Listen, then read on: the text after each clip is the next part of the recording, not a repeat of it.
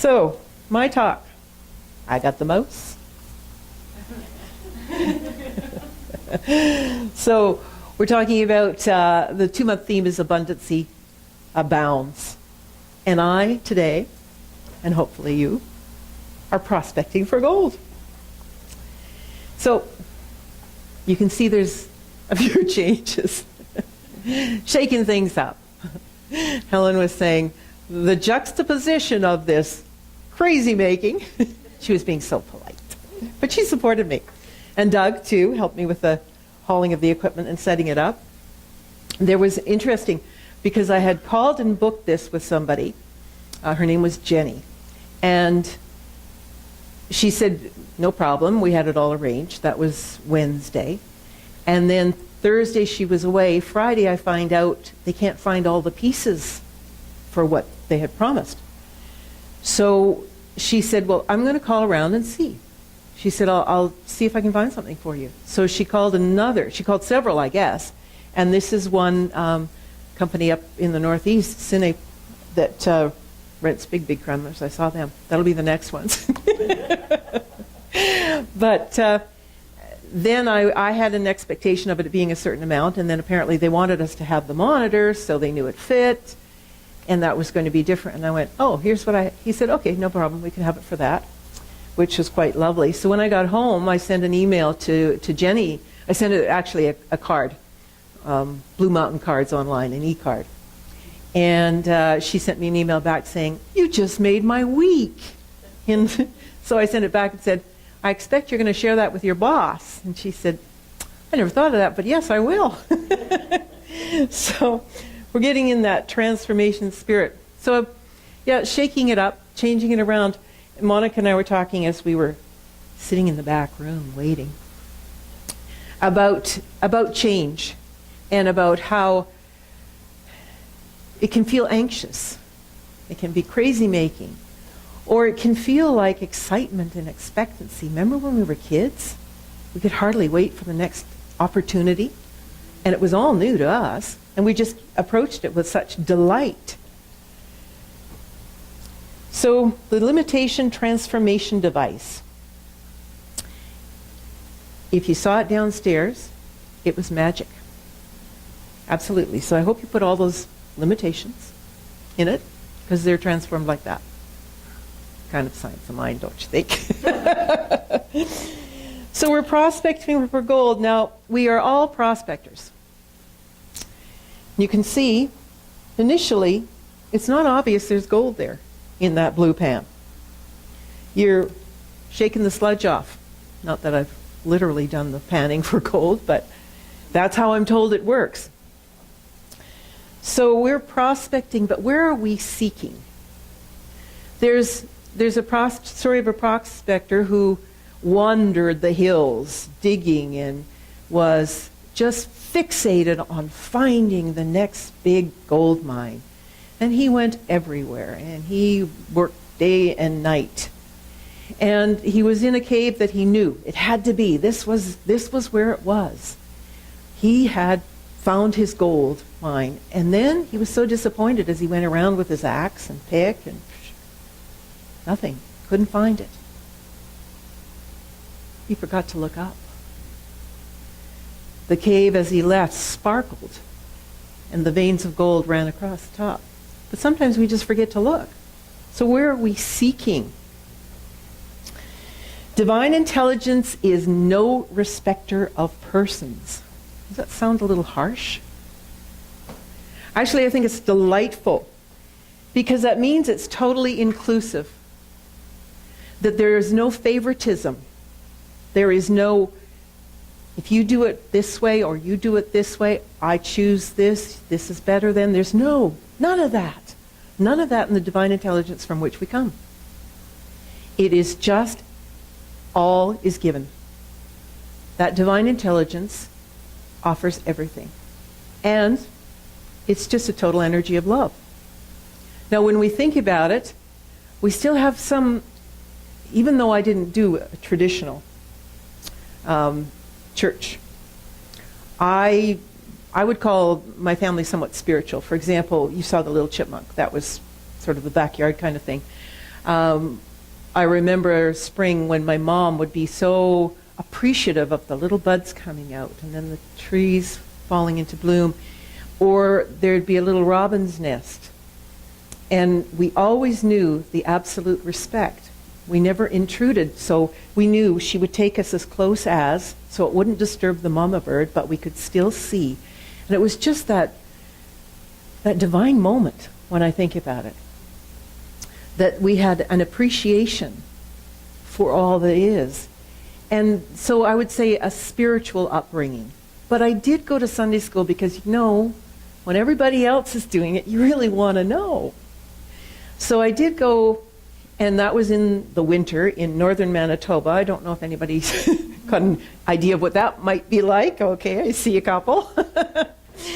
So that meant on the 7th day of the week, my dad had to warm the car, which meant at 40 below, it was, I don't know if anybody hearing this would go, 40 below? It would mean that you'd sit for half an hour while the engine warmed up, and then as you pulled away, it was the bottom, the tires had flattened out in the night, so it would be ka-thump, ka-thump, ka-thump, ka-thump as you went along. So I went and I heard about this God that didn't fit my concept. But I went another time just to see, and I finally I was a Sunday school dropout, I have to tell you, because it just did not fit my concept of God. It kind of fell into that when I was teaching in Hong Kong. I was walking through the hallways one time, and there was the song, "You better watch out, you better not cry," because, making a list, checking it twice. And I literally stopped and thought, where have I heard that before? Who keeps track of what you do wrong? And it's just, goodness gracious, we have such an inculcation of that idea.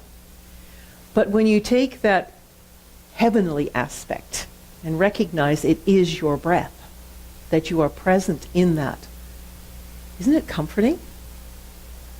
And that it's just a matter of being who you are, not trying to be like somebody else, because the whole point of it is the unique qualities each of us bring to this. So we have judgment. There's a power of words. A lot of times the tools we use, kind of detrimental. 2x4 was my favorite. And I think a lot of people, well, maybe not a lot, maybe a few others might have some idea of that. And it's a, the limitation transformation device sounds a little crazy, but I now know it is that simple. That this teaching, this philosophy, is simple and elegant. And the simple part I love, but the elegance is even better. So it's a perspective. So is our perspective limited? Is it limited to what was history? Is it limited to our old ideas? We can always change that. We can choose a different perspective.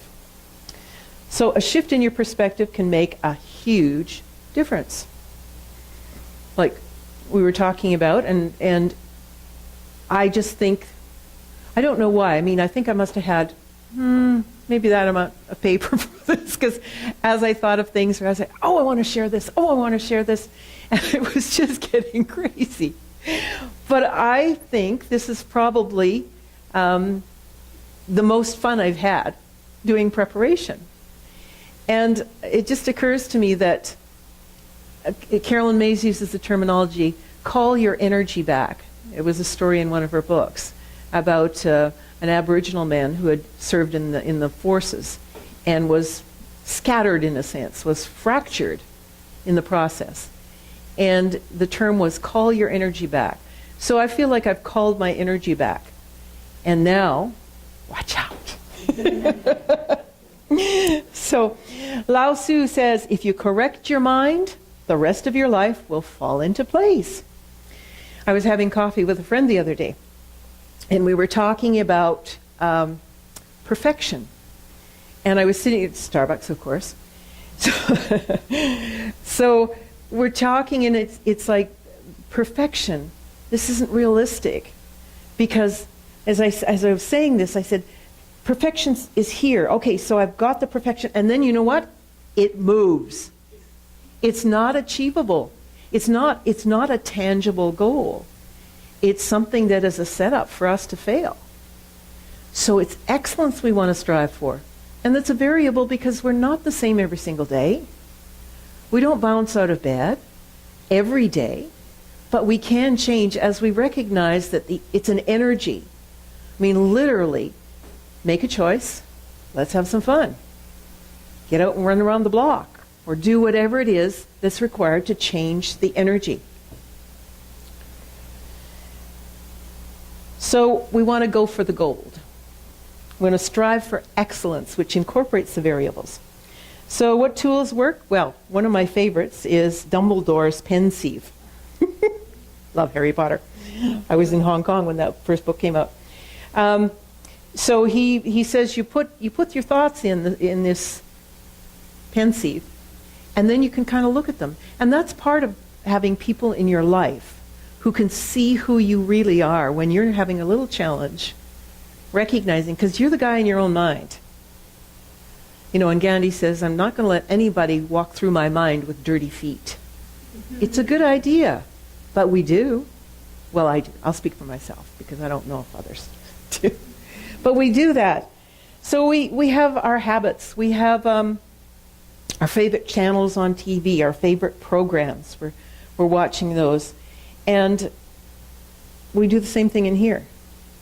And we forget we've got the remote or the mouse. And we just keep going, keep doing the same old thing. So when something goes wrong in your life, here's my suggestion. Yell, plot twist, and change it up. Because you're the director. You get to say, cut, change it out. I want it done this way. Now, Eckhart Tolle in The Power of Now says, catch yourself complaining, speech, thought, or a situation, even the weather, catch. Just have that soupçon of awareness that gives you that ability to observe. Complaining is non-acceptance of what's going on. Now, we could all think that that might be a little silly and that we don't really do it. But I do it. You're having to do the dishes. Oh my God, I have to do the dishes. It's like, but if you approach it like, the dishes are going to be clean, it's a whole different energy, and you get it done much more quickly too. So, a dishonest yes is a no to yourself. So if people are asking you to do things for them, and you don't really want to, but you say yes, what's the energy? It's kind of like in this sludgy stuff, isn't it? So how do you get to the gold? How do you recognize? You need to say yes to yourself before you can say yes to somebody else. So what's annoying in others is really an indication of what we find unconsciously less than perfect in ourselves. Now, I've got my master's degree in judgment, so I don't recommend it, but I've got it. So we're projecting a lot of the time. So what's going on out here, if we're stuck in all this stuff, is we're assuming that everybody else is thinking and doing the same way. So we're projecting issues. It becomes somewhat destructive. So we focus our unappealing aspects of personality. We focus on that. You know, people are mirrors, and I'm not saying this to say, my gosh, look in the mirror and see how terrible you are. Excuse me, I think we do that 90% of the time. What I'm saying is look in the mirror and see the gold. See that little bit, even if it's just a tiny sparkle. Take a look at that, and then the light opens up. So you're looking at the mirrors and you are appreciating what other people are demonstrating that resides within you, particularly when you're having a little problem thinking about that, realizing your value. We're not going to talk about the carrots yet. So you look within, and you know what happens when you actually just acknowledge? You just stop. You just get present. It all dissolves. It's like the transformation device. Done. You say, how am I that? Or how does that relate to me? But from a place of just curiosity, not from a place of condemnation. So when you don't know the truth for yourself, it manifests in other ways. This is all about recognizing who you truly are. Bruce Lipton, who's wrote Biology of Belief, he was talking about talking to babies before they even come into the earthly plane and creating an energy of support and welcoming. And you know, they've tested it. It actually does have a valid response. But the way we were talked to as children is often the way we talk to ourselves. And we didn't learn it all from our parents. And oftentimes, we actually didn't get a lot of it repetitive. But some of us will take one sentence or an imprint and carry it with us forever as a talisman. When the rest of it, the 99%, might have been pretty reasonable. So we hold on to those things. So it's just a matter of transformation. Let's get rid of that. So, how are you talking to yourself? Are we doing a cosmic game of hide and seek? Did we come into this life and the truth of who we are was hidden? Not really. We just forgot. We just forgot as we got into habits and ideas and saw other people doing it and kind of went that way down the highway. So we have to recognize that divine intelligence that is whole, perfect, and complete. Now, there's that word perfect. And that could be where I got a little distorted, because whole, perfect, and complete. Well, then there must be perfection and it must be achievable. And the reality is the perfection is that divine intelligence being whole, perfect, and complete as it is. And I am an excellence seeker. I am choosing to not achieve an artificial goal, but be present in that absolute knowing. So, the cosmic game on hide and seek, it's all about our idea. And we're looking for who we really are. And all we have to do is let go of all the stuff that's obscuring it. Simple. I love the simple things. Sometimes getting them done is not as easy. So Spirit makes things out of itself by becoming the thing that it makes. What if the obstacles in our path weren't really obstacles? They're just the path. See, there's an energy around the words. So we say obstacle. Oh my God, there's an obstacle. I mean, even as we say it, I can feel my body. So words have energy. So what about taking words and being more selective? What about preference? Instead of I don't want to, my preference. Preference opens up the possibility of changing, of choosing something differently. So my preference right now is, well, my preference 2 minutes from now could be squirrel, squirrel, squirrel. It could change. I have that opportunity. That reminds me. The other day I was driving downtown, and one of my things I'm doing is treating myself, speaking to myself a little more kindly rather than that blip, blip, blip, blip, blip stuff.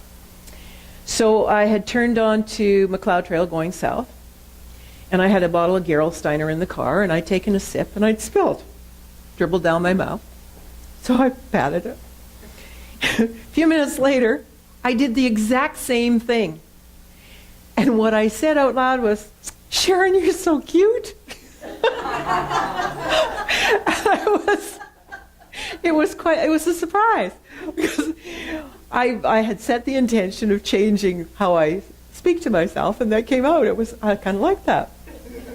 So then a couple of blocks further on, because now I'm in the energy of not judging, just being present. Okay, you can wipe it off. And just by sort of the light just before the mall, I think it was, I see a squirrel starting to run across the road. Now there's a guy in the far lane, and then there's somebody, and then there's me. So I'm in the third lane. The guy in the far lane closest to it has stopped. The other guy kind of slides up looking at both of us, wondering what's going on. And so the squirrel's starting to move out. So I do a little, and in my mind I'm going, go back to the grass, go back to the grass. So the guy in the far car is kind of watching, and then a squirrel goes back a little, and then it stops. So I do another little beep, and it moves again. So then another beep, because it had to come from me, because if it did it from the car right at the edge, then it would have come towards. So the squirrel runs back on the grass, and this guy and I, we lean to, and it's like, big smile. It was a little thing, but it was great joy. So oftentimes we talk about our ego and how our ego is there to, well, it's part of that judgment process. It's part of that 2x4, all those old tools, and we attribute it to ego. And I've even heard people say, you gotta kill it. Well, you know, that felt not very comfortable. And I was thinking about it and having a conversation with a friend of mine. And I said, like, I've never felt that that was practical. If there's an aspect of yourself, the intention is to support. It's not to be destructive in your life. So she said she had actually written a poem. So I'm going to share that with you with her permission. So, can everybody read, or shall I read it for you? Okay. An acronym for the word ego is edging God out. I had believed that was my ego's job, but I am now aware of a new acronym. At first, the dark clouds threaten my light. But when my heart feels the pounding of the rain, I realize the storm is here to cleanse my mind. Lightning strikes only to kill what is no longer needed, and the roar of the thunder is the demand for new growth. My whole world is renewed with a freshness. As the sky opens, the perfect beauty of the rainbow reflects my soul. And drop by drop, edging God out, is purified with experiencing God's oneness. That's written by Ethel Newton, who's the administrator at the Calgary Centre for Spiritual Living, previously Positive Living. And she gave me permission, because that expresses what I felt. Isn't that delightful? She's amazing. So I was thrilled to have her give me that opportunity to use that today. So, what's our purpose? Am I up to 2 hours yet? I got so much stuff I want to tell you. Okay, so some of our tools. Let's move to that. So observation as opposed to judgment. I mean, don't do denial. Denial is really kind of tough, and it takes up a lot of your energy, and it really just magnifies what you're denying anyway. So then you're going, see, it doesn't work. But it does. That divine intelligence is always working. It is happening as we speak, every moment, within every breath. It's consistent. You can depend upon it. And it comes through our mentality. So we have some control. So what's our preference? We get to create. We get to have fun. We get to put silly signs on the stairs if we want to. So, are you entertained by yourself when you run into these situations? Sometimes it's worthwhile just to stop and say, doesn't matter. This is silly, but I'm choosing differently now. It's just a whole different energy around accepting of self. So I've begun to appreciate my idiosyncrasies, which I like to call quirks. Makes us unique. And I choose to say, Sharon, you're amazing, rather than using...